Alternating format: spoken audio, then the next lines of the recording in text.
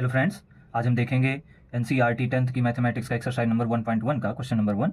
इसमें हमको ये सीखना है कि अभाज्य गुणनखंड कैसे किया जाता है। तो अभाज्य गुणनखंड करने के लिए सबसे पहले हमको आवश्यकता होती है किसकी? अभाज्य संख्याओं की। तो अभाज्य संख्याएं आप जैसा कि जानते हैं, और अगर आपको गुणनखंड करने में ज़्यादा समस्या हो रही है तो आप पहले अभाज्य संख्याओं को वहीं कॉपी में या नोटबुक में कहीं पर लिख लीजिए। जैसे अभाज्य संख्याएं क्या होती हैं? 2 होता है, 3 होता है, 5 होता है, 7 होता है, 11 होता है, 13 होता है, एंड सो ऑन द, ऐसे और भी बहुत सारी संख्याएं होती हैं। जैसे 13 के बाद अब क्या आ जाएगा? 17 हो जाएगा। ऐसे जितनी भी आगे बढ़ाते जाएं तो होती हैं। इसके बाद अब हमको करना है इसका गुणनखंड। तो गुणनखंड करते समय हमको इस बात का ध्यान रखना होता है कि जो अभाज्य नंबर है ना, इन्हीं से ही हम उनको कैंसिल करें। और कैंसिल करने का प्रयास कैसे करें? कैसे पता चलेगा कौन किससे कैंसिल होगा?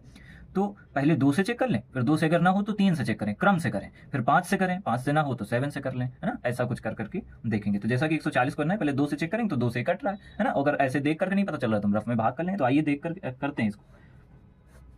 2 से 140 को काटेंगे तो क्या आएगा? 2 7 14, 70 आ जाएगा। फिर 2 से 70 को काटोगे तो क्या आएगा? 2 3 6, 1 हासिल बचा, 2 पंचे 10।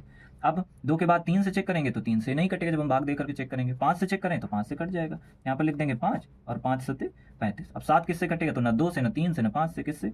7 से कटेगा। इस प्रकार से इसको हमने अभाज्य गुणनखंडों के गुणनफल के रूप में व्यक्त कर सकते हैं। ऐसे लिख करके 2 2 × 5 × 7 ऐसे करके लिख सकते हैं, हमारा आंसर हो जाएगा। 156 को करके देखते हैं इसी प्रकार। इसको भी सबसे पहले 2 से चेक करेंगे। 2 से देखिए कैंसिल हो जाएगा। 2 7 14, 2 8 16, 78 हो जाएगा। फिर 2 से हो जाएगा, ये काटो। जब तक 2 से कट रहा है तक 2 से ही काटेंगे।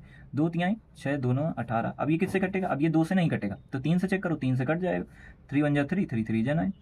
इसके बाद ये 13 आ गया। 13 तो खुद ही अभाज्य है, जो अभाज्य संख्या होता है वो खुद से ही केवल कटता है। तो 13 13 से कटेगा 1। ये भी हमने गुणनखंड के रूप में व्यक्त कर दिया। 2 × 2 × 3 × 13। इस प्रकार से आइए तीसरा देख लेते हैं। जैसा कि 3825 है, इसको हमको गुणनखंड के रूप में व्यक्त करना है।